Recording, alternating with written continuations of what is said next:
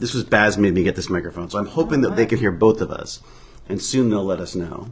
Hello. And what I should do is I should get my I should get the stream on here too, and then we can see the chat that comes up on YouTube. Okay. So this is going to go to YouTube, and it's going to go to Twitch.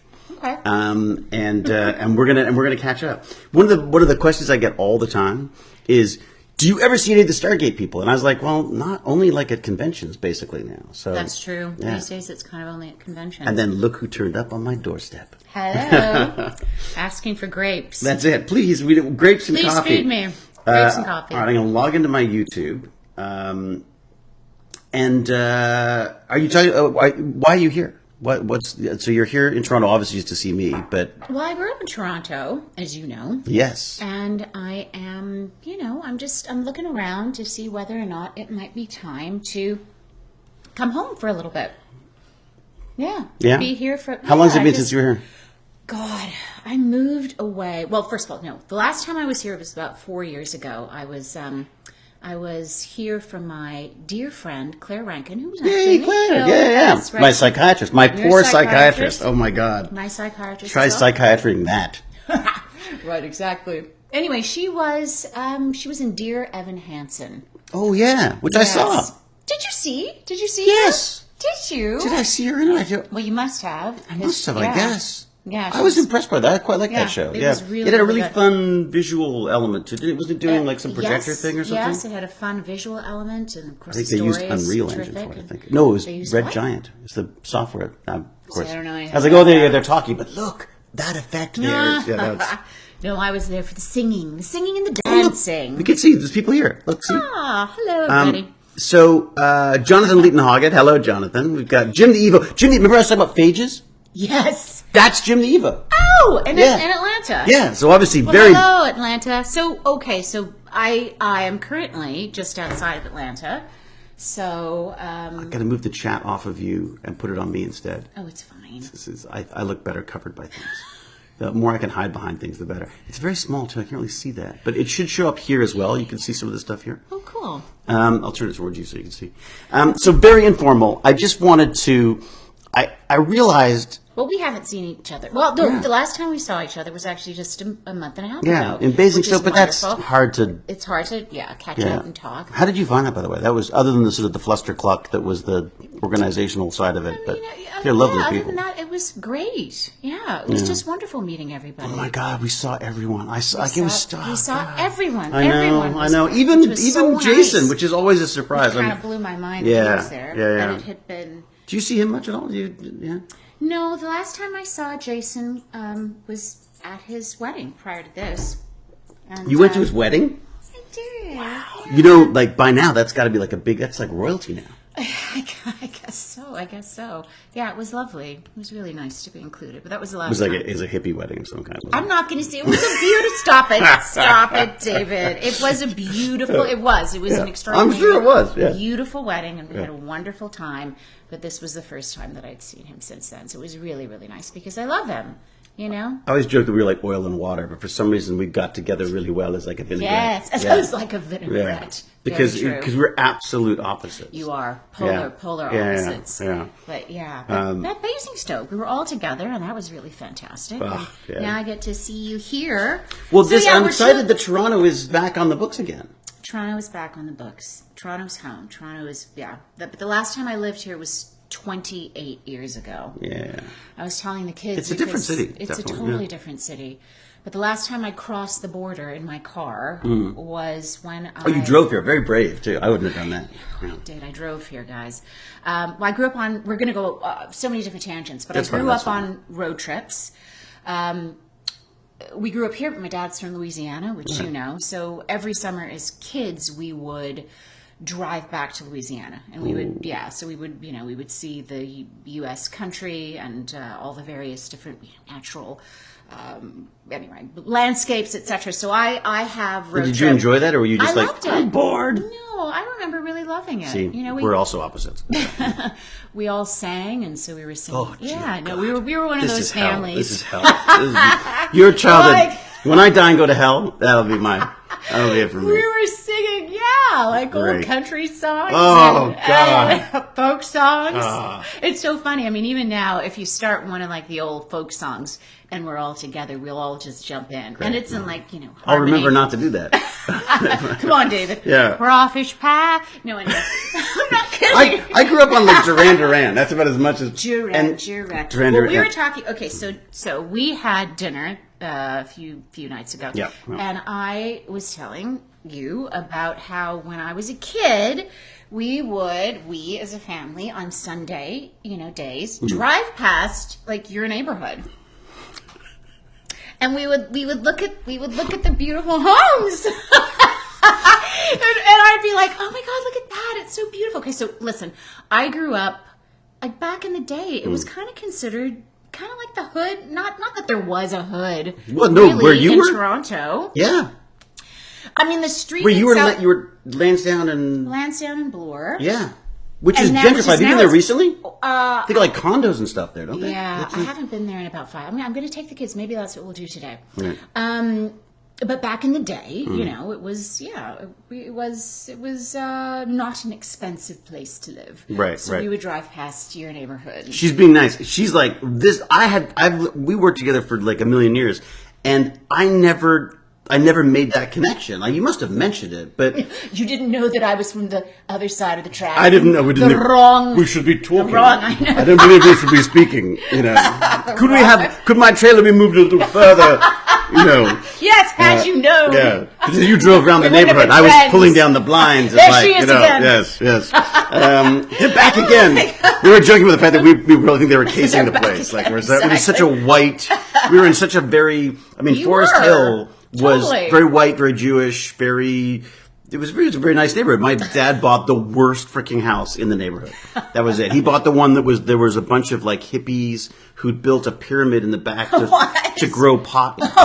Literally, it was a pyramid, giant. Stop it. It was a giant pyramid grow op. Did it stay? Did the And pyramid stay? no, my dad pulled it down and put it in a pool. how funny. They'd be so disappointed. Should we Yeah. look at, I don't know. Oh, we can look at chat. Yeah, we'll get to meant to be answered. Yeah, this chat stuff.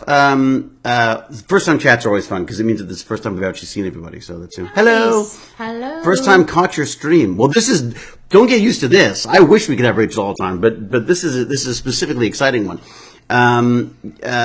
Yeah, we'll get to people's comments in a bit. I want to catch. I'm gonna let you- I'm being yeah. selfish, and I'm just going to say I want to just Yay. catch up for it because there's a few Right. things that came up that were interesting. One was just the fact that we both had Toronto as both have Toronto. had very Yes, different it's experiences. Very different experiences. But I Yeah. always wanted to be that. Back then, I wanted to be Edgy. I did. I wore leather So pants funny. and motorcycles. I didn't wear the motorcycle. I You drove. always want what you don't have, Yeah. right? And I was always kind of.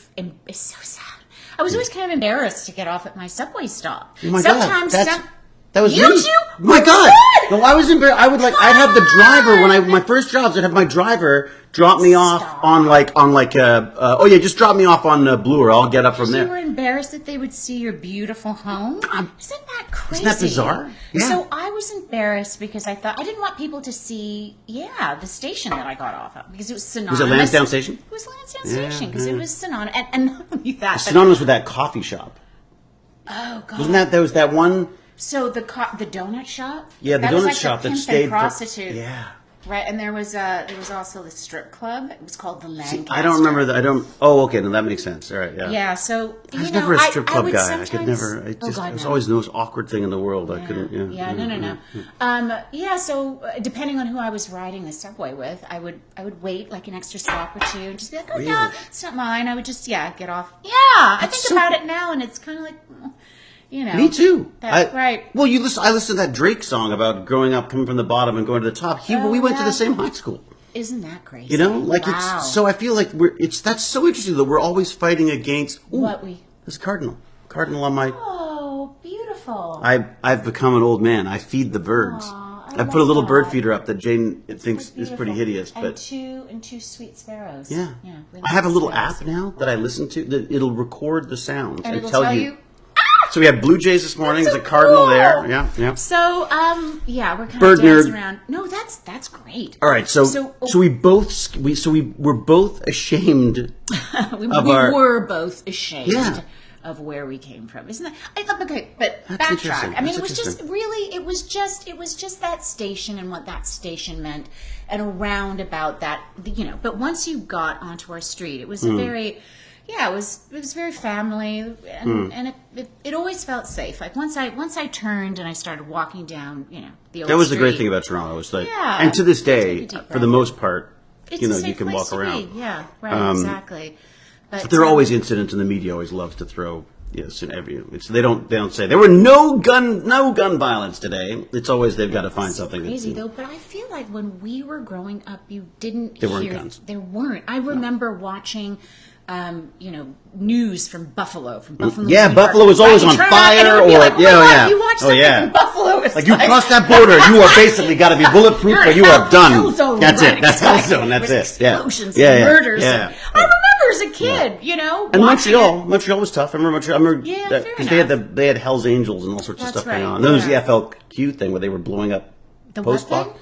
They were blowing up post boxes and I do remember that, Yeah. but not in Toronto. No, Toronto's always was pretty cool. But anyway, so I'm back here. I'm back here with my kids for just a week, and we're just we're walking around. We're seeing how we feel in the city, and it's one of those things that sometimes you have to come home to regroup and thrive. I don't know. So we're thinking about it. It's a weird feeling coming back because I'm torn on it. There's a part of me that we left Toronto. Yeah. We left for a reason. We didn't want to be here. We wanted to, so. I'm eating a grape.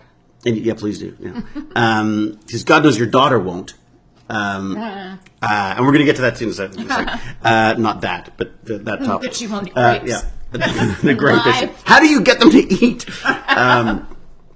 Yeah, it's all right. So as I say, so coming back is weird because I find myself sort of torn. I'm like, it really is a great place to raise kids. Honestly, I would say, which is my main thing. But right? it does lack that excitement of. What's the excitement? Well, I don't. But at any point, LA had a certain. Well, yeah. No, I know what you mean. LA. Yeah. LA was just there was always that feeling that it's like Possibility. yeah. At any moment. The phone could ring. It's so true. I hate weekends because the phone doesn't ring, and then now I'm the opposite. Now I'm like, oh God, just please get me to Friday without the phone ringing. I just don't want. Yeah. Yeah, no, but you're right, and I do miss that about. I love California. Listen to me. I love California, and I love the beach. Yeah, So, I do miss the ocean side of stuff. really I do. feel like eventually I've got to end up somewhere. Me too, by the ocean. Yeah. Me too. Jane's dad's place doesn't have anything, so I'm thinking maybe I'll just build a lake. I'll just dig a hole and let it fill with rain. You know what? Yeah, lakes are something, but I am drawn to the ocean. Yeah, me too. And which is weird. Actually, Do you no, like that's being not weird. in the ocean, though? No, because there's sharks. Neither do There's I. sharks. That's the interesting thing. Yeah. I like being beside it. That's but anxiety. I don't. That's I'm guaranteed. anxiety. What I found with Well, go. No, you go. No. Oh go, my yeah. God. So when I was younger, I used to. It's hard to believe she could be younger. When I was younger, I used to really enjoy snorkeling. Yeah. We had this experience. Yeah. We went to the Turks and Caicos. I don't know, it was like 4 years ago, doesn't matter. Both my kids are like fish. They swim beautifully. Caden in particular swims No beautifully. fear, no... No fear. I went snorkeling with the kids, and you know that moment where you're snorkeling, I don't know if you've experienced it, and you turn back and you see that the boat it looks like it's miles away. Yeah. Because, whatever, the waves have pushed you. Like, oh my God. Yeah. And the person who was leading us saw how wonderful swimmer Caden, my son, is, and he let him take off his vest, like his life vest. Really? Yeah, and I'm not a very good swimmer, so there wasn't much that I could do. I saw him taking it off, and he was diving down to look at the coral with it, and cool. I had a full blown panic attack. Right. Panic attack. I couldn't control my breath. I was just I had to be brought back to the boat. Really? So I love being by it. I love being on a boat, but I can't be in it. Huh. And it's kind of sad. I wish I could, because obviously I see the inherent beauty. I find, I found the biggest issue for me was I definitely get the panic and I have to talk myself out of it. God. But I can do that. I can panic myself in the swimming pool. Like I literally can do that. Okay. And for me, what I discovered was, as long as I could see an edge, I was fine. I was fine with the bottom and the edge. Yeah. As soon as there's that drop off, Yeah, and there's a the fear, drop-off. it's called something. No, but it's this abyss like. Oh, is it megala? Okay, I'm gonna my daughter knows. Someone will It's like find the you. Wait, fear- someone. I bet you someone in chat will have it. The Right, fear of big open big- spaces or something. Or well, but it's not just that. For me, it's like big things in general, and I'm not talking. I'm talking massive. Mm-hmm. It's the massive expanse. It's like, yeah, the unknown, the drop, the something. yeah, that Because we was don't it. feel in Someone's going to have it. control. You wait. See, someone. Oh, you go. Megalophobia and That's it, megalophobia. thalassophobia. What's the last? Megalophobia sounds like. I definitely have megalophobia. This is so lovely. This is just a treat to watch. Oh, look at that! We got it right. Yay! I knew We've got nothing now. Now we. That's it. That's it. Someone said something nice. Forget it. It's all going to fall apart now. This is the thing is, I really enjoy like chatting, and so I thought people would probably take an interest in it as well. Also, I'm curious because I'm so impressed with one of the things that came up the other day, and I know you don't want to go on and on about it, but I was really impressed. Is you've set up a company, you're now teaching the next generation. I am. We're Yeah. all because that's my whole thing is the tech side of that stuff. Right. I love working with kids, usually in the age of around like 10 to 14. Mm-hmm. After that, you're just not. You're just a creepy old guy. Don't call me. Yeah, but no, I don't mind them, but they're off to the other stuff. Oh, but, you're the creepy. yeah, old yeah, guy. yeah. Got Then it, it's like got it, whatever, Grandpa. Look, isn't it amazing? There's robots now. Like it's so. But that was such a seminal age for me. Yes. But you're going young. You're going even younger. Well, no, I mean, yes. But at the moment, I am coaching kids around the age of 9, all the way up until about 18. Wow. 18, 19. Yeah. And they come to you with what? Like, so they come to you with an audition, or how does it even work? Most of them come to me because they've got a desire to learn about, the craft of acting. Right. Most of them are not professional yet. Maybe Right. they will be, maybe they won't. But, they want to pursue a natural creativity. And I like to teach acting. Yes, it's in our wheelhouse. Obviously, this is what we've done all of our, professional lives. But what I really enjoy about it is bolstering children's confidence. Right. Teaching presence, teaching, listening, teaching being grounded, teaching, just being in the moment and just, I don't know. I just want them to like leave me feeling more confident about themselves, etc. So You that's said what listening, which I thought was an interesting one, because I've always maintained that Listening. learn your lines and then yes, react. and then you listen. Yeah. And you're in the moment, and you're in the present moment. Yeah. So that's that's. So what how I'm do you doing. do it? Like, I- how does a class go? Like I'm just because I've literally never taken it other than stuff in high school. Nothing. Really? I was always more interested in the cameras and stuff. Like I was, you know what I mean? Yeah. Well, I mean, that was okay. So I come from a background of dancing and singing. Right. Right. That's if you go Me like, too. way No, way back. no. Yeah. So I was a dancer and I was a singer. So to me, the class always starts with grounding yourself in your body and in your voice. I think that's important, right? But that's also part of locking oneself into the present, right? And just being, and listening. We start by listening to ourselves, right? So that's kind of how my class begins. We start with like a warm up, and then we start with. Do you do like this and all that We kind do, of stuff? Do you? we do, and the kids love it. Yeah. And we stretch, and and then we dive into different elements of breaking down character, breaking down scene. I have studied. That's so hard. That stuff I can't get my head around that stuff. Yes, you can. Come on, David. No, but like the breaking down and stuff. Like I literally feel Yeah. like all I do is learn the lines. And I feel like honestly that's just all it comes down to. Sure, for me. but I think that's because And you've that lets done you it. play. Yeah, and you've done it for so long now that you've found your way into it. But for kids who are just starting, I break it down. I've studied with so many different teachers, and they all have their different methodologies. And She was at Oxford. She was at Oxford learning with. Well, Ruth Nega Yeah. was and we had the wonderful Alan Rickman, who who I'm came so into jealous the- of that. Yeah, Harry I would be Potter. jealous too. I would be jealous too. How did yes. that come about? How did you end up there? So I was an actor in Hollywood, and I just wanted to study. I just wanted to study, and I feel like I had kind of studied with all of the really, really great, wonderful teachers in Los Angeles, and I was kind of at a crossroads. I wasn't working as much as I wanted to.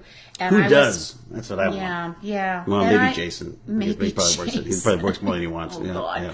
Yeah, no, I was at a crossroads, and I was thinking about maybe going back to university and studying, if you can believe it, architecture. Oh, wow.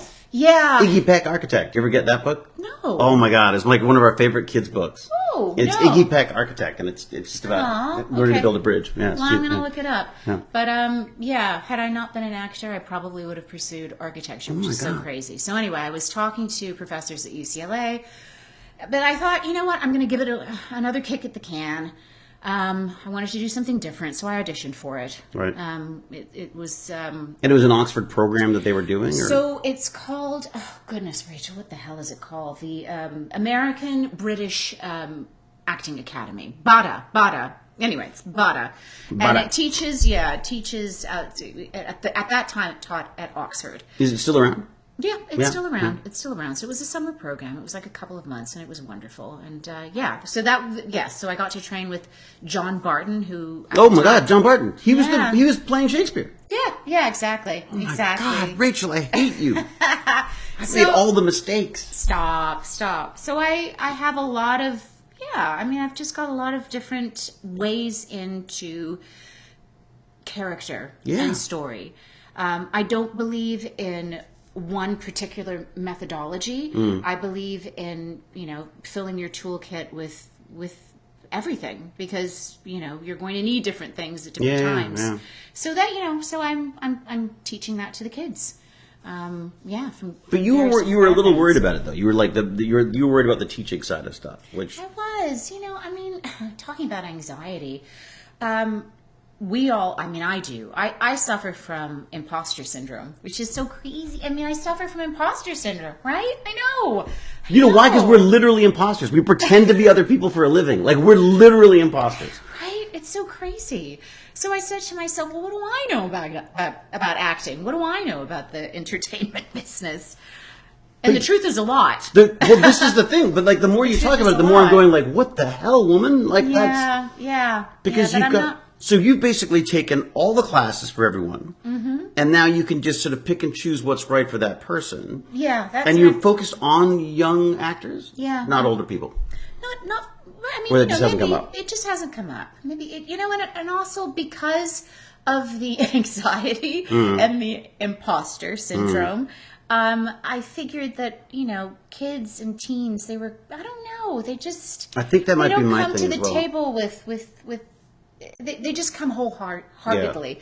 Well, that's what I like about tech managers, because they don't come and say, like, did you finish university? Like, what? They don't do that, right? Yeah. So, and, my darling daughter, who may or may not make an appearance. We'll see. Won't eat grapes, though. Forget that.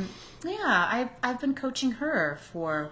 Yeah, talk about the best marketing tool ever. Yeah. Because she's out there all the time. She is. She's doing wonderfully well. She's extremely talented. So there is that. She's extremely talented. But I've been working with her and loving it. And just loving it. So yeah. How do you find being on set and you're not? Doesn't that drive you? I guess you got the kid there, so it's about. Well, I just have my mama hat on when I'm there with my kids. Yeah, I'm not there as an actor. And are there things you need to look out for as a mom? Like, are there stuff like are there things you like that you're aware of? Oh gosh, because I'd be terrified all the time. Yeah. Don't talk to them; they're grips. God.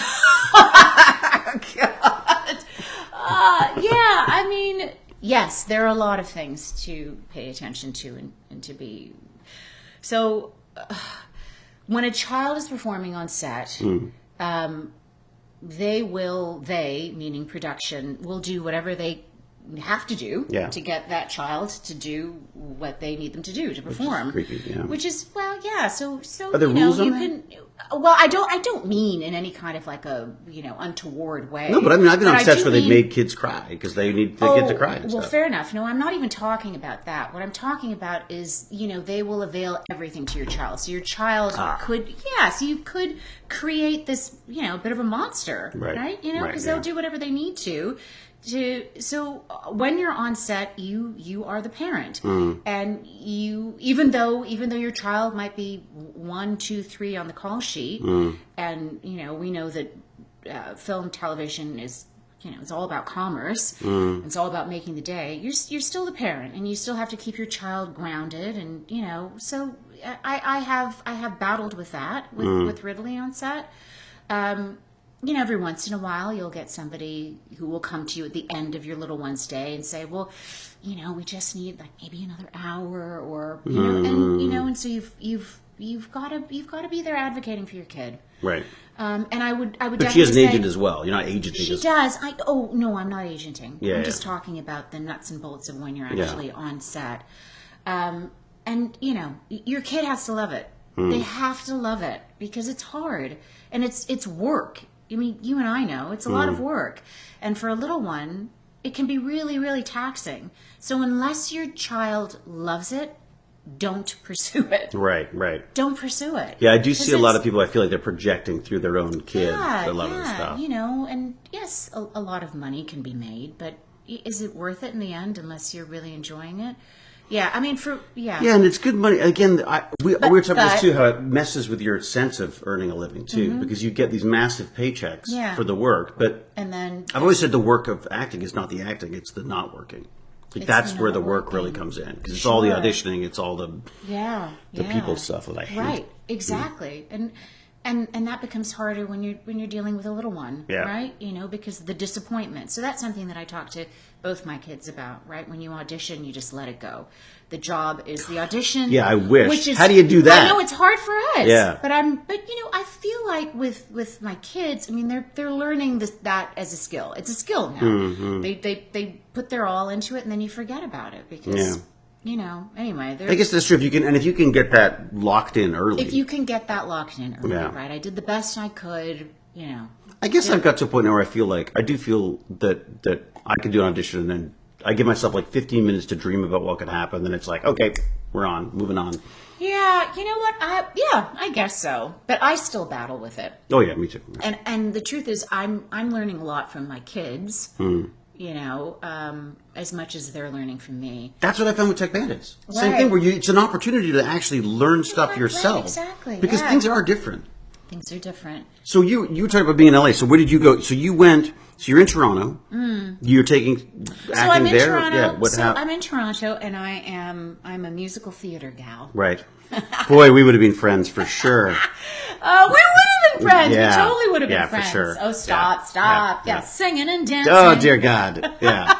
I'd be like smoking and grumping. Like I'd be like, smoking and grumping. Yeah. Thought I was so cool. Then when you talk about it, I'd go like, hi.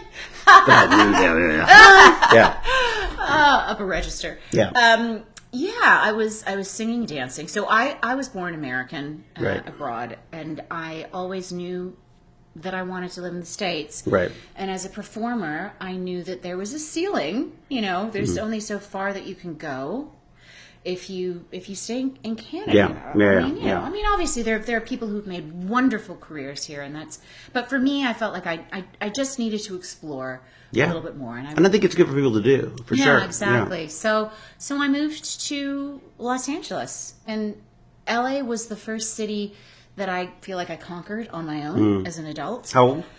I was 24. Yeah. I was 24 when I moved, and I loved it. And I hated it the first time. Did you? No, I hated it for the first year. Oh, okay. See, I didn't last that long. I hated it. I was like, why? How long were you in LA? I went to probably in my early 20s, and my plan was to go for a couple of years. Okay. And I lasted maybe 6 months, and I was like, "Stop! I didn't know that." Okay, I didn't know that about you. Yeah. I always assumed that you hated it. I did not. No, I assumed that you lived there for a while. Well, I did eventually. Yeah. Eventually no, I went back later in my 30s. I went back. We were there for it. years, but decades. Right. But when you first got there, you didn't. Yeah. Okay. Yeah. And it was. I think for me, it was that again. Big fish, little pond. Yeah. I worked a lot here, and I thought. Here we go. Roll out the carpets, my friends. I'm here. And literally, I went to see my agent, who was the LA part of the New York agency that I was with. And they're like, who? And I'm like, I was just crushed. It was terrible. Oh no. But I learned to absolutely love LA. Yeah. Because I found LA unlike Toronto. Like Toronto, you can experience Toronto. You come to Toronto and it's there. Sure, and, it's laid out in yeah. front of you. LA, LA, you have to explore. Absolutely. You got to make it. dig. Yeah, if you decide that LA is the worst place on earth, my God, it will be that for hideous. you. And that's what I think I definitely, because when I came back the next time, I showed up and I thought, like, my wife wanted to be there, my first wife wanted to be there, and I didn't particularly, and I thought, oh, I'll do web design. That was my plan, was I'll just do web design. Okay, cool. And got there and actually ended up, so everything was gravy beyond that. And I loved it, just loved it. Yeah. No, the first year was a little bumpy. After that, did you know people there? You must have known some people. No. Nobody? I didn't know a damn soul. Sweet. I didn't even have rep. I had no rep. Oh my God. I just went. Yeah. I was probably like the I boldest told you thing she's I've like ever... totally kick-ass. I like that's God. Yeah. because that's gutsy. Because there were people, I remember when I went down there the first time, there were literally beautiful people, usually women, who would stand at the bus stop or at very busy corners. Yeah. And I was told that a lot of them were actresses who were just looking to be discovered by some producer coming by. Come on. Yeah. Well, I didn't do that. Yeah. I did not do that. You know. So how did you get your first agent then? Okay, yeah, I got my first agent because I met, actually, okay, so Claire. Yeah. Claire Rankin. Psychiatrist. My psychiatrist on Stargate. That's all she's done. Yeah. Was also a dancer in Toronto and had moved to Los Angeles around about the same time. And she had a manager who had moved to Los Angeles from Toronto and was thriving. Actually, Who was one that? of her, Do you know? Carolyn Grovers. Carolyn Grovers. Oh my God. Carolyn Grovers Wait, was. do you know Carolyn? I think she might have been one of my first agents. Way back when. Was she with like creative talent or something? Probably. I don't remember. Are you talking about here? Or It was she was here and then she went CG management in LA. You're right. And one of her main clients maybe I got was confused. Ryan Gosling. Oh, really? Yeah. He's going nowhere. That guy. So he was part of the little group. So I fell in with a bunch of Canadian actors. Was it you hung out with Ryan Gosling? Well, I didn't really hang out. She with totally him. did. That was the Well, total. I took care of his dog once upon a time when he was traveling. He needed somebody to take care of his dog. Oh my God! How did we not have these conversations before? I don't know. Well, because we were too busy being Stargate people. There it is. Yeah. There learning lines. I was learning lines the whole time. I never talked to anyone on that set because I was always learning freaking lines. Funny. Yeah. Meanwhile, and you were always battling people with sticks. And I was learning choreography. Yeah. I was learning. You're on in 5 minutes for a fight scene. Here you go. We'll walk you through it roughly. Woo! No, they were very good. Just to say, we really did. Yeah, go through the choreography back then. Yeah. We worked on it. Yeah. But no, so I found my manager through that group of Canadians. And it was great. Yeah. Kind of just so started she was great. I remember working. Carolyn being fantastic. Yeah. Yeah, Carolyn. Yeah, no, Carolyn was one of the agents at my agent's thing. Oh. And then I guess She's thriving now. She's thriving. thriving. Well, with Ryan Gosling, I'm sure that would be. I don't know if Ryan is still with her, but she has a number of other. That's a good rep. Yeah, it's a good rep to have. Yeah. Yeah, exactly. So I don't even know how we got on the topic of L.A. But I asked. I'm fascinated by L.A. because L.A. is one of those. It really is. I've never seen a city like it that you truly just takes on your mood.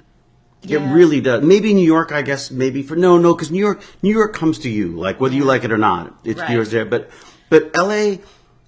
months can go by and it's like one long afternoon, or there's stuff happening all the time. Oh my God! Like remember, like pilot season, you'd be like, "Oh my gosh!" Okay, so pilot season doesn't really exist. Doesn't exist anymore.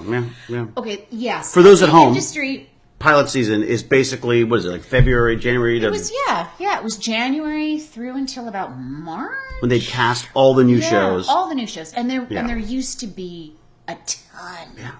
Right, so you were testing, and so testing means that you would go to network. Yeah, I don't think I could do it now. I think I'd have a heart attack and die. I don't know how we did it. Les Moonves. I remember him sitting in the freaking, and everyone's like, "If he likes you, you're okay." And I'm like, "Oh God, please like me." Right? Yeah. Oh my gosh, yeah. So pilot season. Yeah, no, the landscape of LA and the industry has changed completely. It's very isolating. It's very isolating. It wasn't before, though. No. It wasn't before. No. Right? And we were constantly going. There was no time to worry about, did I get this job or didn't? Because Oh God, onto something else. Yeah. Constantly. I remember doing 2 or 3 pilots auditions like a day. For weeks on end. No, but it's not. Yeah, me too. And it was terrifying and exhausting, and I hated it. Me too. But there was still that sense of like, at any moment, it could all change. At any moment, it could all change. And the other thing with pilots that I found amazing was you signed a deal before you got the job. Remember that? Yes, and you're like, I do. how much? Sure. And you're signing your life away for the next 5 years on the chance that you might get it. And then looking back, I go like, wait a second, you're negotiating a deal before they say they want you. While someone is in the midst of their anxiety Yes. and their nerves, here, sign this. Yeah. It's a terrible system. It's true. Well, Terrible. The system was screwed anyways. It was just bizarre. It was, But the other thing I found that I loved about LA was I always joke about in Canada you say like, oh, I'm going to start an acting coaching business. They go, yeah, but there's always a but. And in America, it was always, and you can, it's always, everyone always wants to build on it. Everyone wants to, people go there to make something. Because of the possibility. Yeah. Absolutely. And I think that's spread more now. I think that does happen up here to some extent. I think we're somewhat mired we're still a very governmental system here. Like, I think Canadians like to be governed. Yeah, I guess whereas Americans like to govern. Yeah, 100%. 100%. Yeah. We were talking about, how did I end up in LA, and I went there without any rep, without knowing anyone and what have you. But I cannot get over how brave that is. Like, that's it's interesting. I feel like a lot of my life has just been about leaps of faith. I get to a place where I have an intuition about something, and I just can't ignore it, and it just seems like the right thing to do. And I think, that's the difference. We were talking about not a state system, but a versus the possibility, just like the possibility. And I'm always drawn to that. And it keeps you going. I mean, that's one of the things I think. We're talking about. There's my favorite quote from Patrick Stewart about the fact you've got to love acting more than you hate it, because oh my God! You hate it. I always say I love acting. I hate being an actor. And that you've got to get used to the fact that you can work as hard as you can. You can be the best at what you do. There are still going to be other people who will be more successful. Because they won't necessarily be the ones who are the most talented or who work the hardest. I mean. So much of it always feels a bit like a lottery to me. It but really is, and the lottery being also, if you get that chance, you've got to then have the skills to back it step up. It up. 100%. But And how do you find the new kids when they come in? What's their attitude about it generally? Is it? Oh, they're excited and they just can't wait to dive in. And it's still movies and stuff, movies and TV stuff. They're still. What do you mean in terms of auditioning? They're excited about. Oh yeah, they're excited about. Because all the kids I meet want to be YouTubers. Oh, interesting. No, the kids who I'm teaching thus far, they're really makes excited. Sense. I guess they're not gonna teach me how to be a YouTuber, Rachel. I don't really know what's how to do YouTube? That. No, it's television, it's film. But you know what? I try not to put an emphasis on the work aspect of it, particularly with the young ones. I mean, the ones who come to me who are already interested in pursuing it as a career, of course, but I try to look at it as, I don't know, just a fun place to be creative and to be yourself and to learn what I ultimately think are life skills. Yeah. Right? I mean, we all tell stories. We all have to. You have to tell stories. That's the only way to connect to people. Exactly. So that's really how I pursue it. I don't want to put any pressure on anyone to, get headshots and get an agent. And do we do headshots and stuff still? How does that even work now? You do? Yeah. I haven't done headshots. I took my own headshot. Oh, well, I literally used an iPhone and did it, and that's what I used in my headshot. Well, I mean, you can do that. Of course you can do that, as long as the picture is decent. Doesn't have to decent. look good. The worse I look, the better, to be honest. But Yeah, the they are technology side of stuff has changed it like that. I mean, I remember they wouldn't fax sides. Right, exactly. Right? You have to go and pick them. You have to go and pick them up at your agent. Yeah. But as a result, I feel like days. we've got 5,000 people auditioning for a part now instead of the 50 that they would have picked 100%. from. I know. Back in the day, there was like a group of us, right? They would the producers, the casting agents would bring in their group of 10, 20, right? So you always knew that you had somewhat of a shot, right? You'd book something. Were you right? These days, they are seeing hundreds of people because anyone, anywhere can tape and can submit. And I spoke to a casting agent, which is great, sure, accessibility stuff. Yeah. But I spoke to a casting agent who works out of Los Angeles, and she said that they spend 14 seconds on every self-tape. Ugh. And I know, right? So if you haven't grabbed them in the first 14 seconds, they won't look at anything else, which is really disheartening. Oh my God, you're like terrifying me. That's really disheartening. So it does feel a bit like throwing, pennies into the void. Yeah. But the only way I can do it now, I found, is that I have to enjoy the process. The only way to do it, because if I'm thinking about the part and and I get frustrated and I don't want to do it. But if I can go like, okay, I'm just going to make a little scene. We're making a little scene here. Then I'm going to do that. Yes, and that's where I'm learning from my kids, right? Because that's how I approach it for them. That it's going to be fun. Right. We're going to play, and the more we pull it apart, and the more we dive into the story and the character, the more fun we have. And it's true. And they find that it's like, well, what about this? And why would you do that? And why are you saying that about that? And who is that person to you? And the more we add color and life to it, the more fun they. And you find yourself doing the same thing. And so then I'm applying. That's neat. And then I get an audition. And you're like, what the hell? What's the line? Right. Just don't talk so loud by the camera. But then I hear my own words. Yeah. And because I went through a period of time where every time I got an audition, I would be pissed. I'm so mad because you get excited and then you get mad at yourself for getting excited. Yeah. So and also there's a part of me I find I'm battling with my 16-year-old self who's like, well, I won't be auditioning when I'm 40. I'm 56. You know what I mean? But as my wife says, she goes, yeah, your 16-year-old self was an idiot. You know what I mean? Like it's not the way this stuff works. I think people think that there's just a straight up trajectory that you need to do and it's like this for everyone. Or it could be like this. Whoop, yeah, exactly. And then that's it could be this and the whole time, and then just up here a couple of ones, or even nothing, as you say. Yeah. But so you have to enjoy the process. You have to enjoy the process. You have to. Which just reminds me, because I've got a thing I didn't want to do today. Not today, but it's I got it. Yeah, do you? We're both like, yeah. You have to enjoy it. Oh God.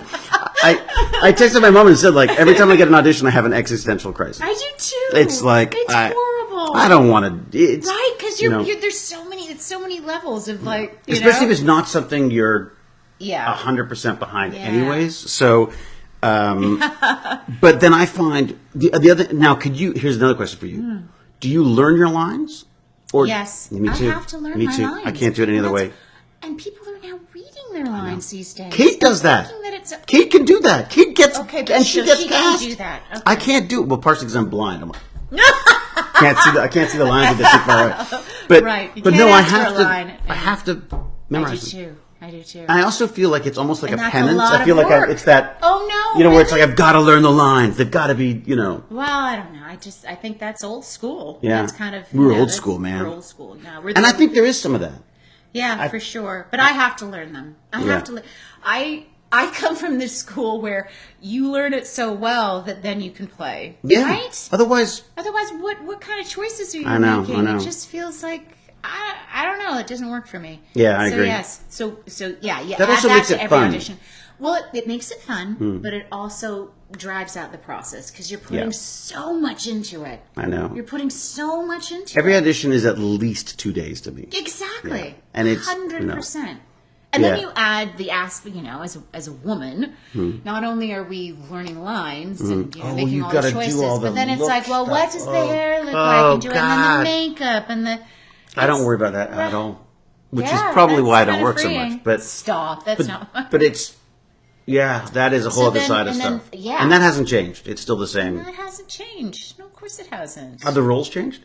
For me, they have, Yeah. obviously. You Well, know, no, I wanted... But I mean, like in general, have the roles changed? I mean, I feel like there's more. I feel like there's better female characters now than there used to be. I see what you mean. And yes, yeah. But the rules change. Yeah, Absolutely. we get older, and all of a sudden. So funny. So we walked into Stargate as one thing, right? You know, I walked in, and prior to, it was always like, you know, the hot girlfriend of the son. You know. Oh, really? You know, Is that yeah? the babe of the. I How'd he end up with her? Yeah, yeah. And then I walk out the other side, and it's like the mom of the, Yeah, you know, yeah. like, and now, you know, it's changing into something. I'm basically different, which is fine. old, white, and inappropriate. That's basically my thing now. Old, white, and Yeah, basically, like, I'm homophobic, I'm sexist, I'm racist. I'm like those are my go-tos now. Like that's so which I got to say are fantastic roles. Sure, you know, and of course. with without having to embrace it. Yeah.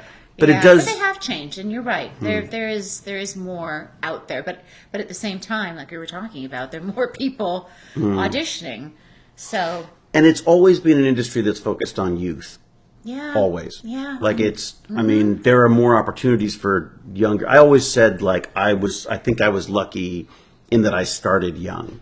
Not Yes. too young, but I started young enough that I could, there were people who studied and came out of school in their 20s. And by then I'd already done movies and series Right. and, I also love the process of making stuff. I mean, that's a question for you. One of the few things that related to acting that I was interested in possibly doing at some point was filming scenes with people. I thought it'd be really fun to say like let's just film a scene. because Yeah, because it's As a one story thing to in and look of at someone in itself. a room, Yeah. and you go like and then you look at the tape and you're like there's nothing because the camera Yeah. doesn't. It's a different world. It's a completely different world. Yeah, it's a completely different world. And there's Yeah. also tools now and cameras and equipment that can allow you to do a professional scene. Absolutely. Yeah, we can all do it yeah. now on our own. Yeah. Why don't we yeah. do that? I don't know why. I keep thinking, why don't I make a series on my phone? Because I keep saying how we've got the tools. You should be out there making your own stuff. And it's just kids and dogs, and I blame the kid. Like the kid, like I have anything to do with the kid. And you could Yeah. do that, and I could do that, and I write, and you write. Oh my God. Okay, so I'm going to tell a writing story and just embarrass Rachel for a second. So on Stargate, every so often, because I was the old man, people would come up and say like, oh, here, you should read this or whatever. And I read a couple things that Jason was doing and had a few notes. One of them being, finish it. He literally handed me a script and it just stopped. He said, well, yeah, I just wanted to get a sense of what I was like, you gave me a script. I need the ending of the script. Anyway, but Rachel handed me didn't hand me stuff. Like essays. Well, that was it. And I was like, oh, great, essays. essay. This will be fun.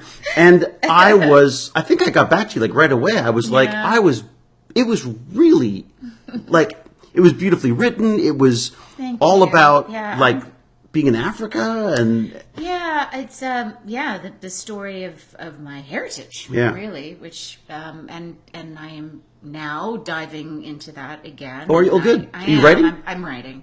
Every day? I know, David. No, and I need to. Yeah, you gotta write every day. I gotta write every day. No, it's a lesson to myself too.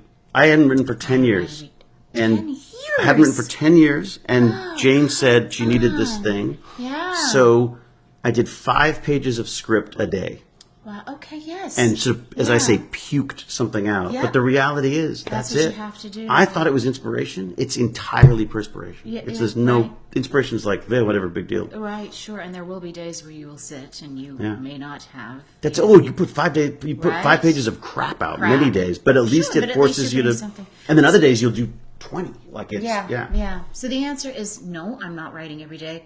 Yes, I want to start, Yeah. so I will. Good. Yeah. And I'm diving back into those stories. And what There's format? So many Are you going for stories. scripts, or are you going to go for? No, I'm not, because that's I feel like the heart of my storytelling doesn't lie in script. I've loved it. I've written scripts. Yeah, and- good stuff. I've read. There was some Yeah, sci-fi stuff you're doing as well. Yeah. But in the form of I don't want to say novel, but just.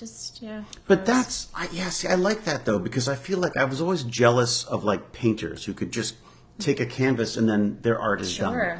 Yeah. Whereas like acting, it's like you can't sort of go like, finished. No, we can't. There you go. It's all done. Right. Other than film, which I like that aspect. But even then, you're still influenced by all the crap going on. Our craft requires everything else. Massive collaboration, which is part of what I love about it. It's part of what I love about it. But writing. Again, I'm the opposite. That's why I'm sitting with my computer trying to do it all on the computer instead. True. No, I do.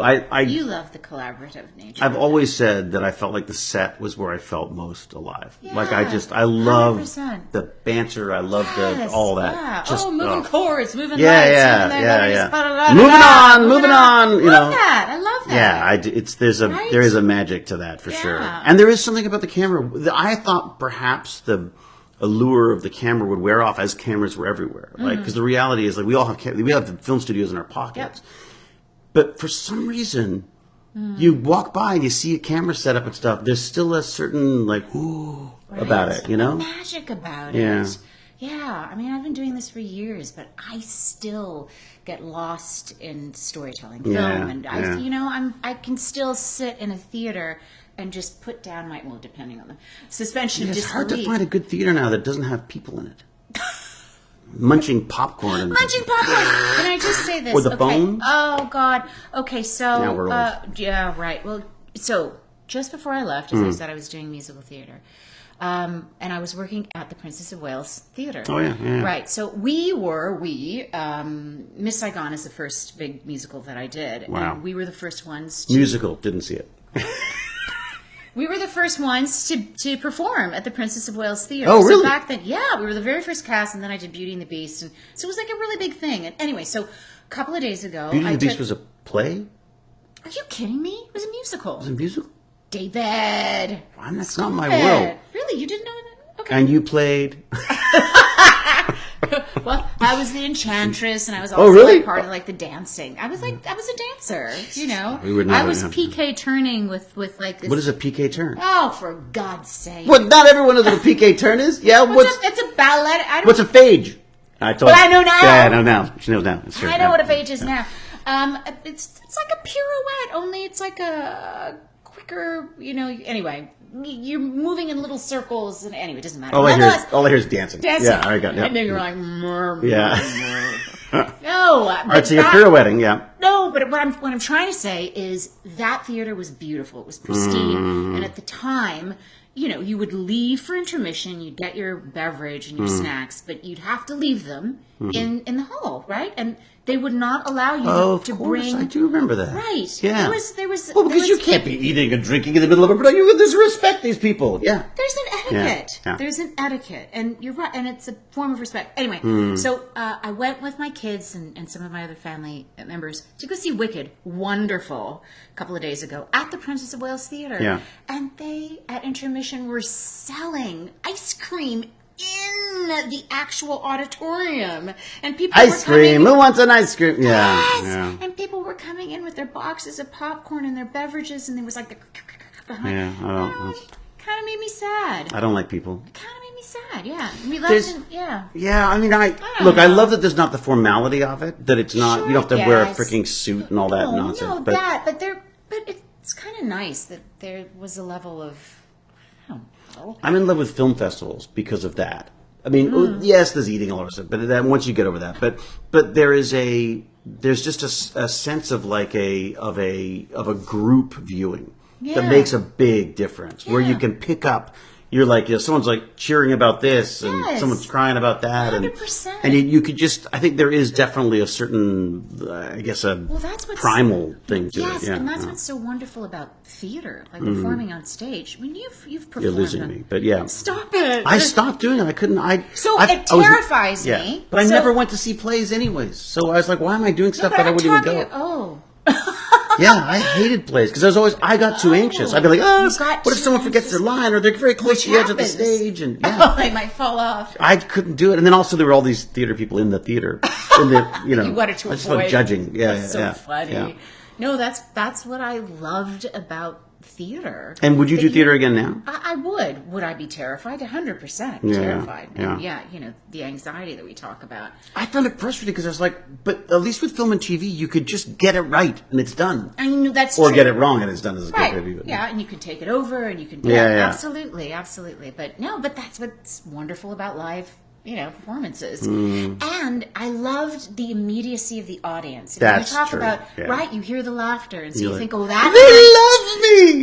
Well, no, but you know, so each night is different. Because you're that's leaning true. into different, energies. I just stopped because I found I got too anxious. Well, I think, yeah. And I got, and also I didn't see plays. But I'm getting like that about films now. Although I say that I watch a lot of films. I still watch a lot of films. You watch a lot of films, maybe more at home. Oh God, yeah. I will. It's like instead of reading a book at night now, I'll watch a movie. Yeah. Okay. Dig up old movies or whatever. Right. But there's that's interesting. Okay, so maybe we should just answer a couple of questions before we. Sure. David is hilarious.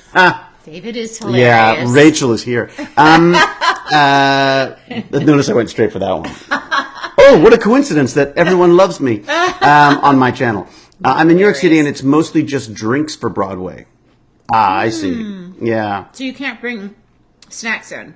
I love the energy of the theater. It is magical. There is something about that. I mean, I did even doing talks. I find I enjoy that where you can see, you can feel you're lifting the room up or whatever, or we're losing them in this case maybe. Does anyone have any questions for Rach while she's here?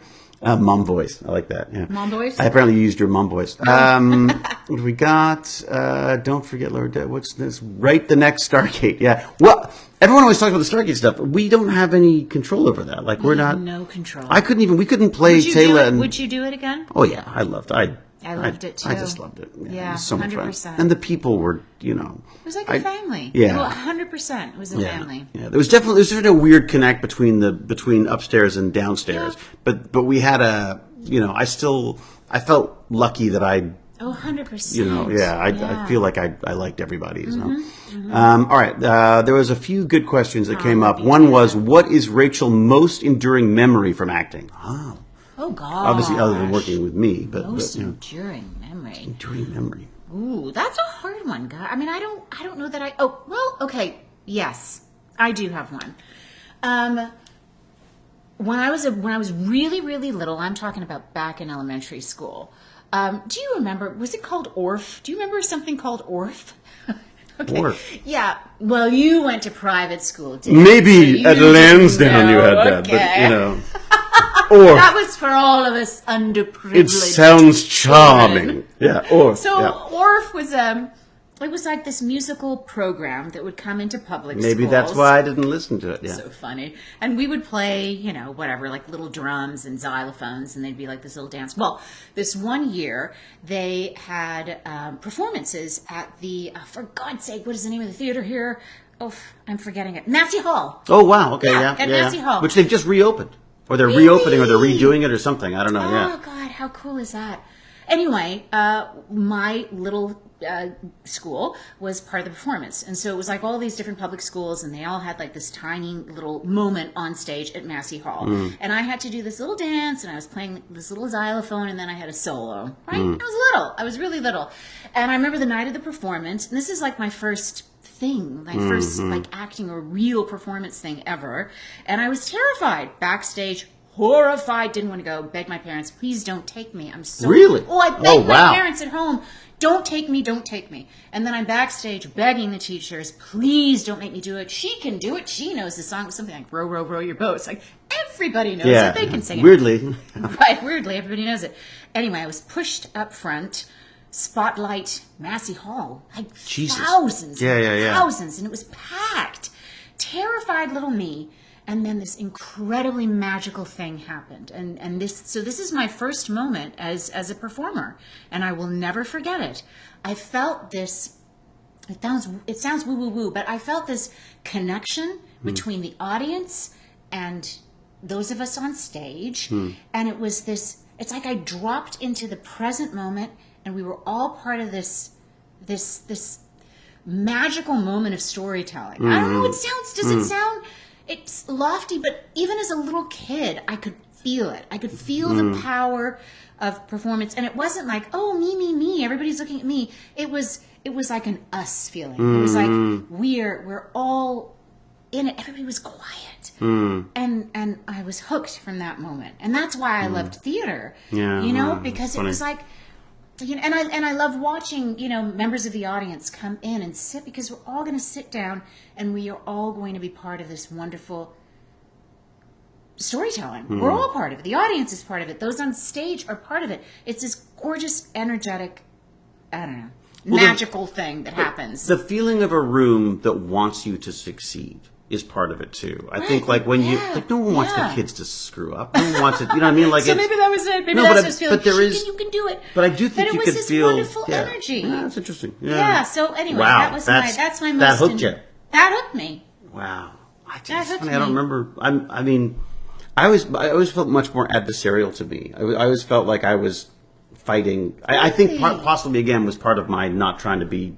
I don't want to be the privileged little white guy that I was. Oh, gosh, interesting. But I always had to play women in because it was an all boys school. Okay, so they always gave me. I was pretty, so they would give me the women's roles, and so I'd always felt like it was about like I'm going to do such a good job that people forget I'm a man or whatever. Like it always felt a bit like interesting. So, but that was just but I also didn't. I came into it much later. Not much later, but I was like 16 before I was doing. Right. I mean, listen, I wasn't doing anything professionally. Oh no, until I was a teen. Did you do any film stuff? Because I worked. That's how I got into the film stuff. Was friends at 13, 14 making stuff. I did TV stuff. Oh yeah, I mean, I guess it's a couple small parts in What was it called? There was sitcoms. I remember my sister did one. I was so jealous. She was like a background performer in one. Here? Yeah, and I remember going like, God damn it, she's made it. That's so funny. I did Street Legal. Street Legal. I did Street Legal. I did a couple of Street Legals. Yeah. I'd always like murdered or raped someone. I had a whole run on that stuff. So, all right, other questions. Any other questions? Still got goosebumps when I rewatch. What's his goodness? Hearing these voices again. Oh my goodness, hearing these voices again. Yes, they haven't changed at all, have they? So any more questions? Who's got questions for Rach here? That question about best acting memory was from Randy the Magic Man. Randy helped us out with escape room stuff, which sort of triggered this whole escape room learning stuff that I've been doing. I'm terrible at that. No, so am I. I'm terrible. Panic, I'm terrible. And I can get lost in a box. Like I literally can get lost. They did a movie about that. Yeah, I mean, like I right, literally, exactly. I'd be trapped. Yeah. If not for my kids. Rachel, David, we're just here for Rachel. Yeah, no, I know that. Sweet as sugar is on my company worksheet. No idea I'm doing anything on it though. Snarky one, yes. Hello from Scotland. What was your favorite scene to perform in SG? Oh, someone had to ask. Yeah. Favorites. I can never answer that. Because listen, guys, we had so much fun. There isn't one scene that stands out above others. I don't know. I mean, I always say like there's different ones for different things. Absolutely, like, 100%. You hand me a gun, and I don't have any lines, and they expect you to fight. Like that was, that's a fun at a different level. Working with the kids and doing goofy stuff. Yeah, I mean, I feel like there's so many different ones. All right, what else we got? Scotland. Has Rachel been to France before? Yes, I have been to France. Did you do conventions there? I only did one convention, and it was just outside of Paris. I'd love to come to France. Oh my God, we did the Paris manga sci-fi thing. Really? I think it was it this year? God, I guess it was this year. Really? That was lovely. Yeah. Oh, I'd love to go. So yeah. Classy. They gave us our lunches came in little mason jars with little. Oh, stop! How lovely is that? Oh yeah, it's amazing. Yeah. The last time I was in Paris, I was pregnant with my sweet daughter, who's around the corner, looking very, very bored. Uh-oh. Do you want to say something? Do you want to come in and say hi? Say hello? Come say hi. She's my star student. Yeah, you can tell us about my star student. Come on in. Have you now? Do you discuss? Well, we should introduce you. I'll let your mom do that. All right. This is my beautiful and amazing and talented daughter, Ridley Asha Bateman. And Ridley's 11, and she's done. I mean, it's amazing. She's done 3 feature films now, and worked with some amazing people: John Malkovich, Allison Janney. Wow. And which won't mean anything until you're our age, and then you'll go like, "Oh my God, it worked." That's what I did. Yeah. It's very impressive. Do you guys? Does Mom coach you with stuff? Yeah? How does that go? Do you listen to her? Sometimes she does. We get into arguments because I'm a perfectionist and because I know that she's incredibly talented and takes direction like that. So we'll do a lot of takes. Well, it takes direction from anyone except Rachel. Yeah. Basically, that generally Right, exactly. parenting. Mom, Yeah. got it. But yeah, we work together and we have fun. And do you, like, is that something do you think you'll study it? Yes. So you'd go to school for it, or No, not study. But Yeah, I tell want them to what you want to do as a backup. This is what Ridley wants to do as a backup to performance. what's the backup plan? Anesthesiology. Anesthesiology. Oh, really? Why that specifically? Because it pays a lot. Ah, very good. It is a good, and it's, And yeah. it does, And but you I don't know walk about in a for like backup. 2 minutes, go like, go. did you eat anything? No, and then, yeah. And then you're done. And then that's Yeah. it. But it's also incredibly, like, you're Stressful. keeping people on that. Ooh. Yeah. I don't know about a backup, but you're doing great, kid. So would you do both? So would you go and, like, would you get trained for that while you were acting type thing as well? I think that would be impossible. Yeah, I don't would be think you difficult. could do that at all. Hard. Right? Yeah. Because that's years and years of schooling. Not that I'm trying to, Some of dissuade it's 4 you. years, though. It's not 10. No, because it's medical school. You have to become a doctor, right? It's medical school. Do you think it's important to have a backup? What's your sense on that? God. As someone who has no backup. Right, I have no so backup. I have no backup. I did IT for a bit, but I have Yeah. nothing tangible that I could say, like, exactly. Oh, God, is it important to have a backup? I feel like when you're pursuing this, you kind of have to be in it. Yeah. Like, it does feel a bit like that. You have to be. Because you're going to all drop in. everything at a minute's notice. and- Yeah, you How about have to does it be- work with school? How does it work with school? I have a tutor on set. So Yes. Oh, and, yeah. and her school, her elementary school was great. Yeah. They worked with us, and yeah.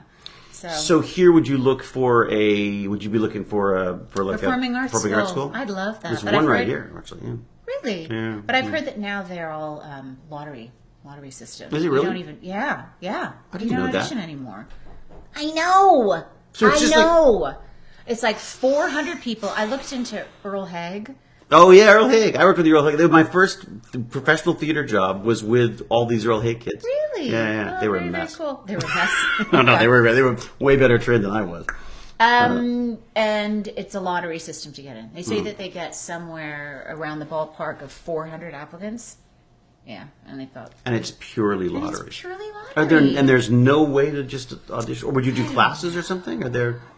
Me? Well, no, this is the one. really, I don't yeah. know. I don't know how we would figure that out. But I'm You going could to turn. I'm charge going to turn her. over every stone. Well, you charge to do the classes, and then that's perfect. You do the work, There and then it you is. just hand it over to mom with the classes. That's it. Yeah.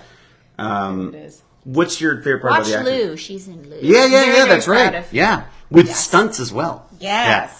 Yes. Yeah. What's your favorite part of the acting stuff? What do you like about it? traveling. Traveling. Smart. I always find it's art, location, or money. Yeah. It's one of those. Right. Sometimes you get two. Sometimes. Sometimes you're lucky. And if you get all three, then forget Then, it. You're yeah, like- then, yeah. So, where have you been that you liked? What's the? I've been to Vancouver, Montana, San Francisco, North Carolina. Yeah. Good places. Kind of fun. Yeah. Hotels? Do you like hotels? Some of them have been. Oh, really? They give you crappy Yes, there was- hotels? Well, yeah. When you were shooting on location in Vancouver, I mean, they put us up. They put us up in a lovely condo. Yeah. But you were we shooting on location. On Yep. location, and on the bed there was a thick stain. Oh. That's terrible. Oh, dear we God. changed. We Thick changed brown rooms and. stain. Oh, no. So funny. And the next day, Allison, Janie, was meant Yeah. to be staying there, and Ridley told her. So she requested a different hotel. Ixnay So on the ixnay Motel on A. it. Yeah. Yeah, don't do that. I've been staying in a couple of bad hotels. I'm terrible though. I check for bugs and do the whole. Gosh. Do you do all that? Yeah. I mean, we check for stains. And I haven't done blacklight. I don't want to. Some people do that. Do they really? And I can't 'cause do that. I don't want to know. You'll see things. I don't want to know. Yeah, absolutely don't want to know. But the bugs I check. I check for the bed bugs. Yeah. I try to stay in places where hopefully there are no. Well, that's the hope. But we went. But you never know. When we went to Paris, there was apparently a huge bed bug scare. Oh, my And everyone kept saying like, "Oh, you're going to Paris. God. Look out for the bugs." What? Get this: Russian bots. What are we talking about? I'm sorry. No, what? it was Russian bots spreading fake news Oh, about Paris about in advance of the Olympics. Isn't that wild? to stop people from going. Yeah, I mean, there's bed bugs everywhere, but I mean, not here, hopefully. But anyway, all right. So, favorite thing is location. Is there training you have to do? Like, is there stuff like, what do you do to like? Is there something you could be doing that helps you get these jobs? I mean, is there, or is it just a matter of just like? It's just a matter of learn the lines. Yeah, doing the work and lines and doing the work and being good at it. Yeah. Yeah. And do you like the on-camera stuff? Do you guys read it off together? Oh yeah. Oh, that's gotta be tough. No, it's fun. I mean, I don't know. I have fun. Do you have fun? I get snappy. You get As fun as you snappy. can reading lines. Yeah. Fair enough. Yeah, fair enough. Do you learn the lines or do you read the lines? I learn the lines. You learn the lines too. Really Yeah. memorizes very quickly. Damn, I hate you. Yeah, it's the fresh It's brain. so hard. I Fresh find it so brain. difficult. Yeah. All right. Anyone else got any more questions? We should probably. I'm exhausting poor Rachel here because she's not used to all this. Sitting around chatting. Russia doing their bit. David was really checking for Russian nanobots in the bed. Well, there's that too, of course. All right. Hi, Rachel. How was it having to put up with David on set? This seems like a bad question. So funny. You know what? It was not a hardship. It was not a hardship. We had a lot of fun. We did a lot of giggling. We laughed Yeah, a lot. yeah, We that's were true. constantly laughing. Yeah. So no, there was no hardship. Sorry. I'm trying to think. Do we ever have any? I'm trying to think. Were there any But we bumps? really didn't. No, I don't think you and I ever had any I don't bumps. think we did. No. No. I just think I got grumpy on set. So that was one of the reasons we talk about grumpy. anxiety. Yeah. That's part of it that's for me. what it was manifesting. I think and then that got worse and worse for me. Yeah. Where I just found I would snap. I mean, I'm always going to be McKay like in my snappy. Sure. I know I'm belligerent in a certain way. Yeah, but it was just. I Well, found you had it, so much to do. You had so much to do. and I would get worked up. I found Yeah. I'd get worked up about it, and but you were always pretty chill. Like I was going to say, I had the biggest panic attack of my life during that first season. oh yeah, We were probably about 2 months into it, and oh my gosh, I thought I was having heart attacks. I mean, my chest. I guess I didn't share this with no, anybody. I didn't know I that. didn't share this with I would have totally mocked you. If I'd known that. I went to see a cardiologist because Seriously? yes, it was so bad that I had to like slowly lower myself when I was, lying down going to bed because it would be I was in so much pain. And then What was it? it was panic. It was a panic attack. Jesus. It was a panic I didn't know attack. that. Yeah, based on I felt at the very, very beginning of the show that my part was kind of precarious. I don't know. I just did, and I'm a perfectionist, and I so wanted to do well, and anyway. There also wasn't a lot of communication back and forth between the decision makers. I found like you talked to the Not in director, beginning. yeah, No, not in the beginning. and that's interesting. Yeah, it was because the other thing I just remember now I think about it was you were up before everybody. Yeah. 'Cause Yeah, they came because in- I had a wig, I had this long hair, and I had so it was. And you fell asleep once and drove off the road. Oh crap! Yeah, They have rules about that now. Like they Yeah. literally have rules about that stuff. that was, and they changed things for us after that, didn't they? I think a little bit, not a lot, Not really. but So there was this one time, that we were filming on location, and it was it's always in the middle of nowhere. in the middle of nowhere, and it was a good, 40-minute drive to the location, and I was exhausted. I think I probably had some sort of an action scene, and I was exhausted driving home. And thank God it was rush hour, so everybody was moving very slowly. Yeah. But I woke up in a ditch. I woke up in a ditch. Now the car hadn't turned over. Like to me, it was like, oh, I'm in a field. It's lovely. This is lovely. This is so How pretty. idyllic. Where am I? So glad I made it home. Good grief! My dog was Wow. in the back, and she was like, Nala's like, what Nala, the hell? Exactly. That was terrible. That was terrifying. Yeah, they're trying to, because what they've realized, of course, is that you can't work people until they drive off the road. Oh my That's God, not. yeah. Because you were doing the action stuff, you were also up early. You had a lot of standing around. Like Jason's line about the whole, it's hard to. You think it's hard to say those lines? Imagine having to listen to them. listen to them. Because you were like in every freaking scene. Yeah, even if I didn't have. Even if you had a no line. lines, yeah, which I think is all right, okay. So yeah, it was hell. So it was. tell. All right, what else we got? I don't remember this one. I will. Someone subscribed. Oh wow. Well, I don't know if you should do that. I don't know how often I actually do this Twitch thing, but anyway, all right. Were there any pranks? Why does everyone want to know what pranks they were? I don't know. I mean, pranks. That was more of Jason and that was Paul, Jason and Joe, I guess. Joe. As well. Jason and Joe. Yeah. They were the Momo and pranksters. JoJo. There it is. It's too funny. They were the pranksters. Yeah, we didn't do a lot of, pranks. We're far too intelligent for that. There it is. Yes, Exactly. As I said, Basingstoke. Tom Welling had to deal with that Smallville studio refused to get him a driver, so the cast did. Oh, that's interesting. Yeah, I mean, I'm now at a point now where I generally need a driver. Like I'm too tired. Gosh, I'm just exhausted. Me too. And I just think it's also smart. It is smart. Because you know they're going to be there on time. Yeah, exactly. If you sleep through an alarm or something, which to be honest, I just never happens. I did that once. It was awful. Was it on Stargate? I can't was remember on if I slept in or not on once. I had set my alarm to 6 p.m. instead of 6 a.m. I think it was. Oh God, it was awful. I don't remember you ever being late. One time. One awful time. Yeah. I was always Otherwise, so nervous. Yeah, of course, me too. It was like me. I just remember pulling into the parking lot like every day. And it was just my little echo. Meep, meep. It was always my. Are you still driving the Prius? No. What do you got now? Are you still doing? I gave that to my mother-in-law. Who Oh, lives really? in Vancouver, and she's driving it, and she's loving it. Yeah. What am I driving? I'm driving an old car. Because you were the first Prius I'd seen. Yeah. Yeah. Saving the world. Are you okay? Do you want to wrap up now? How are you feeling? No, I'm enjoying it. Oh, good. but Okay, good. yeah. All right. All right, Rachel, what brought you to visit David, if you can say? If I can say. You can say. David and I are Is there friends. something you wanted to tell me? Now, listen, David. Yeah. Listen.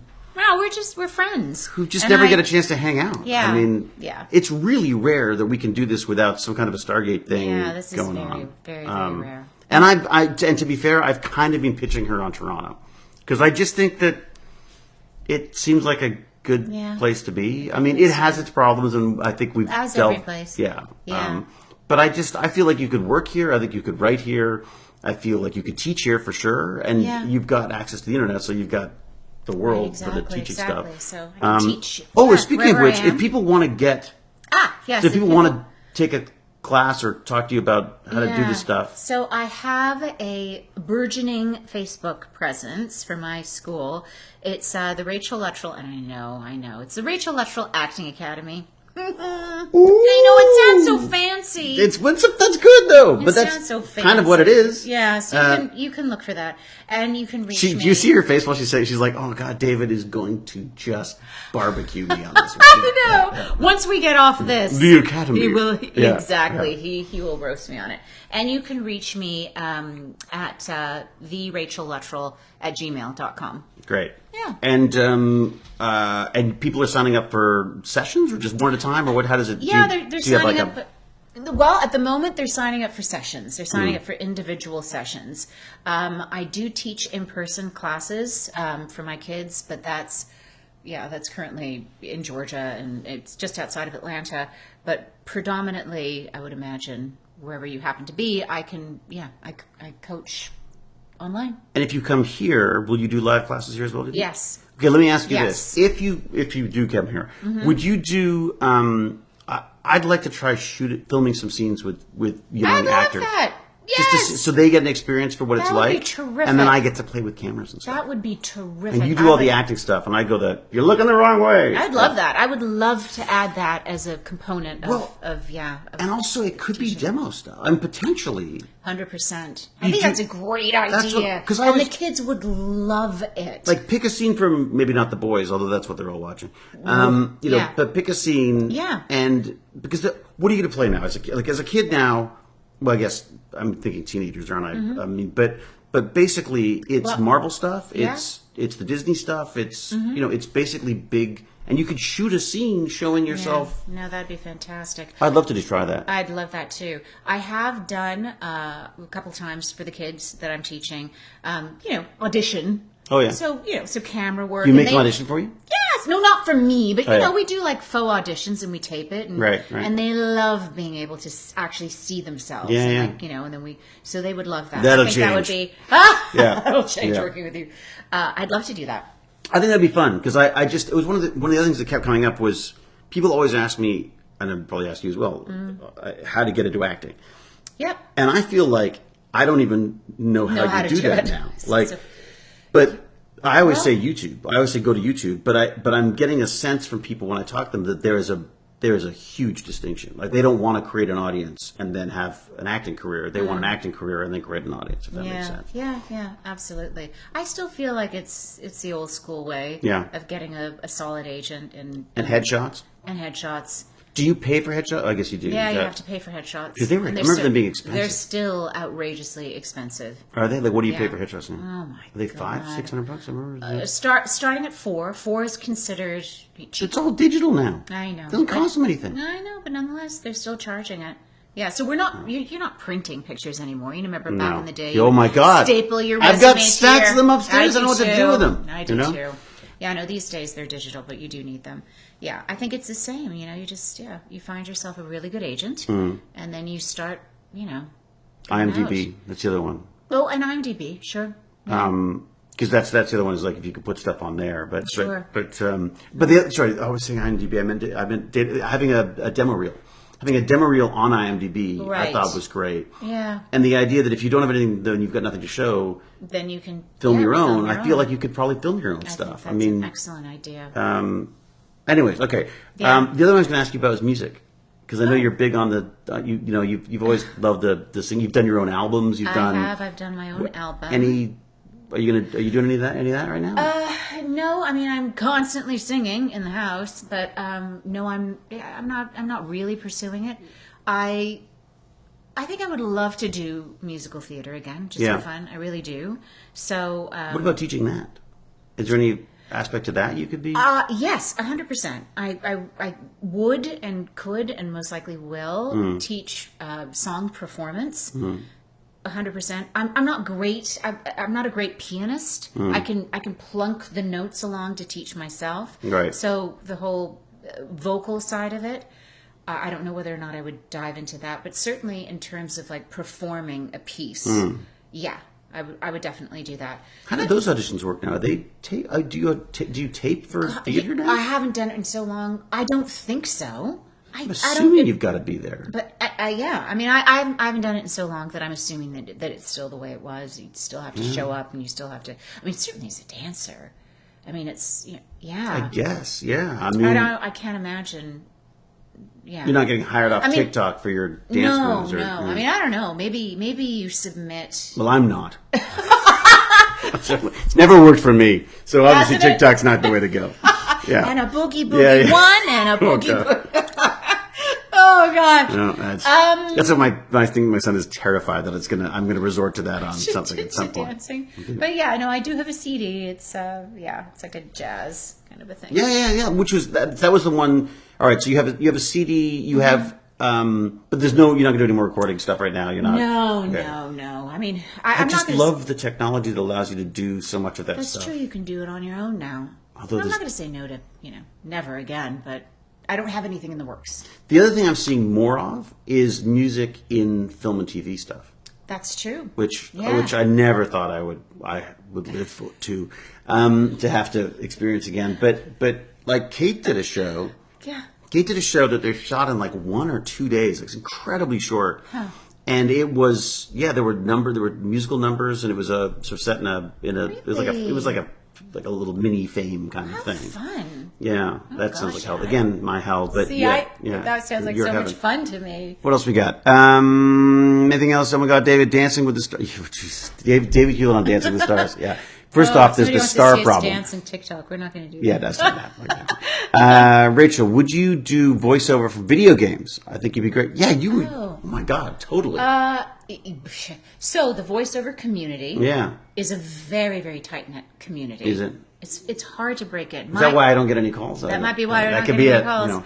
My baby sister, Erica Luttrell, does a ton of video game voiceover. Well, can't she break you into that? No, it's what are you going to do? It's tricky. I mean, I do audition for voiceover. I do. The odd one. The odd one. But my baby sis has a thriving career. What is she doing? What games? I'm so dear. I don't know look it up which now. ones. Someone look her up. See what games she does. Look up Erica Luttrell, and she's done a ton of video games and cartoons and And she's still acting, obviously. Yeah, she's still acting. And is it mainly the voiceover stuff now for her, or what's I guess the bulk of it is voiceover, but she does a lot of on camera as well. Does she irritate you as much as my little sister irritates me?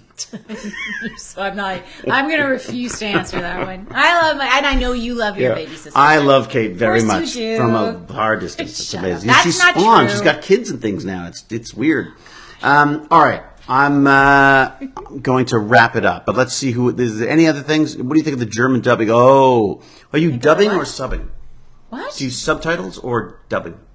Subtitles or dubbing? When you watch a movie or a show, do you prefer subtitles? Sorry, or, I'm like, what the heck are we talking about? Because I will not watch something that's dubbed. Subtitles. Yeah. Dubbing is hideous. I will not watch it. No, I can't watch no. Yeah. No. But I'm getting to the point even where some of the animation stuff, the anime stuff, anime stuff is I'd rather hear the original. Me too. 100%. Yeah. 100%. Yeah. That changed. I think that's something that changed during the pandemic, where they didn't have the content, and then things like Squid Game took off, and all of a sudden people were like, "Hey, I'm okay. I can read that." Yeah, you know, maybe. I think it's opened up more local stuff. Could you be. know, Yeah, so could be. Rachel's like, "Yeah, whatever, Dave." All right, wrapping it up. Okay, well, I've been in some big titles. Oh, they're like what? Like what? Give us a list. Apparently, she's been in some big titles. Oh, yeah. No, Erica's done a ton of stuff. I'm super proud of her. She's amazing. Her sister's in Homeworld 3. I wish I knew what that was.